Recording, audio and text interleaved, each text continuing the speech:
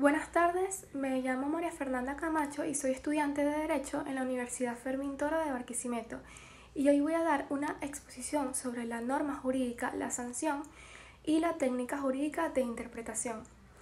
La norma jurídica. La norma jurídica es un ordenamiento imperativo de acción que persigue un fin determinado, con la característica de ser rígido en su aplicación, regla, disposición o criterio que establece una autoridad para regular acciones de los distintos agentes económicos, o bien para regular los procedimientos que se deben seguir para la realización de las tareas asignadas. Generalidad. La generalidad se ubica a sí mismo como carácter fundamental de la norma jurídica. Se hace consistir a la generalidad en lo siguiente. La norma jurídica prevé para categorías de personas y no para personas en particular. En efecto, sí se analizan las formas de la conducta humana. Se tiene como consecuencia inmediata que ésta puede tener una variedad infinita de aspectos, y si el derecho fuese a regularla tomando en cuenta cada paso particular de conducta que se va produciendo, el ordenamiento jurídico tendría que estar integrado por una serie infinita de normas casuísticas. La bilateralidad. La bilateralidad resume uno de los efectos fundamentales de la norma jurídica y en general del propio ordenamiento jurídico. La ordenación de la vida de los hombres en su fase exterior. En sus interferencias intersubjetivas se realiza a través de la legitimación de algunos sujetos a exigir de otros determinados comportamientos, y en otras personas la creación del deber de cumplir con comportamientos que pueden ser exigidos por otros. La coercibilidad. La coercibilidad es la otra característica fundamental de la norma del derecho. Si bien a través de la bilateralidad se observa que la norma postula un deber jurídico que debe ser cumplido por parte del obligado, el solo hecho de que ese deber jurídico sea impuesto no es suficiente para su cumplimiento.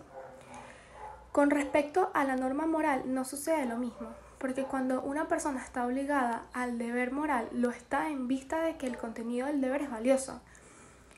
La norma jurídica postula un deber que no necesita ser valioso para ser obligatorio. La abstracción.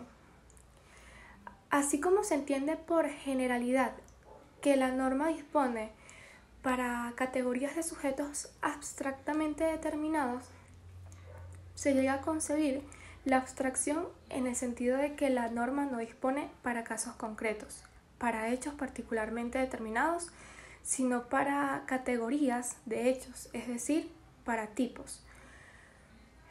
Cabe aquí decir lo que se afirma con respecto de la generalidad, la cual refiérese más que todo a la abstracción de las personas. La norma no puede prever para cada uno de los casos concretos en particular, y en consecuencia tiene que abstraer de las diferentes categorías de casos concretos las notas fundamentales con los fines de construir tipos, los cuales van a integrar el supuesto normativo. La legitimidad consiste en que la norma, para ser obligatoria, debe cumplir con determinados requisitos establecidos en el propio ordenamiento jurídico al cual pertenece. Una norma no se hace obligatoria si en su nacimiento no ha cumplido con todos los requisitos que la sociedad estipula como necesarios a los fines de que engendre deberes y derechos. De esta manera, si se encuentra una ley de alquileres que no ha cumplido las formalidades previstas en las leyes que, a su vez, tienen por objeto regular el nacimiento de las normas en el sistema jurídico venezolano, la tal ley de alquileres no llega a constituirse en norma jurídica y, por ende, no se hace obligatoria. La permanencia. También se entiende la permanencia como otro carácter propio de la norma jurídica. De acuerdo con lo que sostiene Legaz la Cámara, al decir que la norma es permanente, no se quiere significar que ella sea eterna, que rija infinitamente en el tiempo, dado que existen normas jurídicas en las cuales el legislador determina previamente el tiempo de su duración.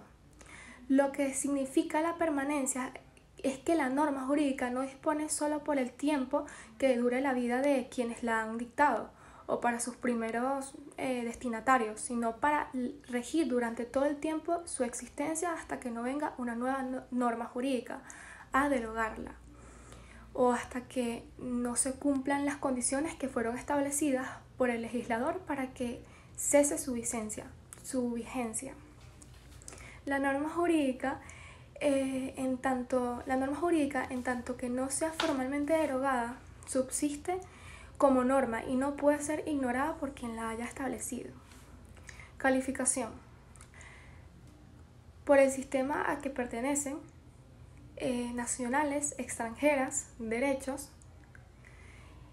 uniforme, y por la fuente de donde proceden, normas legisladas, normas consuetudinarias y normas jurisprudenciales, normas voluntarias por el ámbito, validez de las normas jurídicas, validez temporal, validez personal, validez material. Por su eficacia frente a la voluntad de los particulares, normas permisivas, normas taxativas, normas perceptivas, normas dispositivas o supletorias. Por su independencia, normas autónomas o primarias, normas incompletas o secundarias. Por la determinación de sus elementos, rígidas, flexibles, desde el punto de vista de la sanción, imperfectas y pluscuamperfectas. Por la importancia de las relaciones que regulan, normas de organización, normas de conducta. Por sus relaciones con los principios informadores del sistema jurídico, normas de derecho regular, normal o común. Normas de derecho singular o excepcional. La sanción puede ser definida como la consecuencia jurídica que el incumplimiento de un deber produce una relación con el obligado. Como toda consecuencia de derecho, la sanción se encuentra condicionada por la realización de un supuesto, el cual tiene carácter secundario, porque consiste en la inobservancia de un deber establecido por una norma o cargo del sujeto sancionado. La obligación en cuyo incumplimiento representa el supuesto jurídico de la sanción, deriva a su vez de otro supuesto al que se le califica como primario. Tipos: sanciones pecuniarias e indemnizatorias. Son aquellas sanciones impuestas al deudor por el incumplimiento que una obligación se traduce en el pago contentivo de la suma de dinero. Sanción privativa de libertad. Son las sanciones penales en donde el sujeto activo, el infractor, se le impone una pena de prisión al cual puede ser el arresto. Sanciones sociales representadas por el repudio de la colectividad. Muestra al infractor por la comisión de un delito y cuando el infractor cumple su condena, después de haber purgado por el delito cometido, se le rechaza. Sanción moral es el castigo que la conciencia impone al individuo en su propia aspiración como ciudadano y como persona. Diferencia entre la sanción y la coacción. La sanción no debe ser confundida con los actos de coacción, debido a que la primera es una consecuencia normativa de carácter secundario. Estos constituyen su aplicación o realización efectiva. Y la segunda es por tanto la aplicación forzada de la sanción.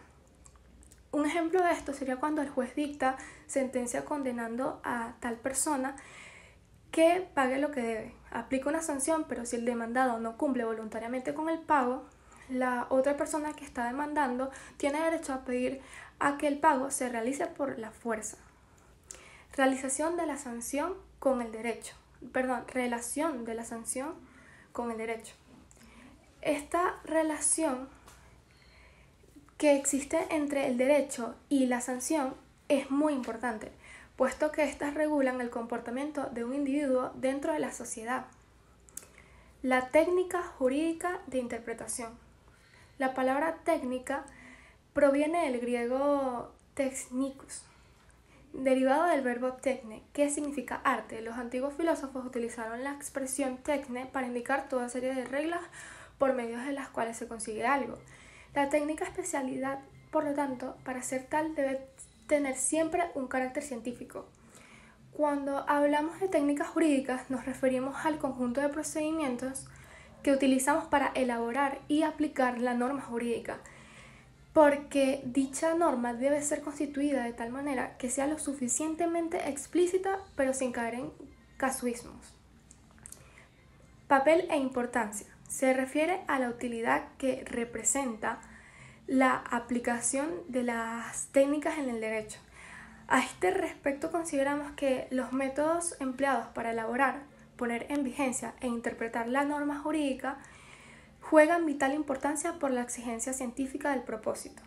Tanto la formulación como la interpretación y la aplicación deben ser adaptables y útiles para los administrados por el precepto jurídico.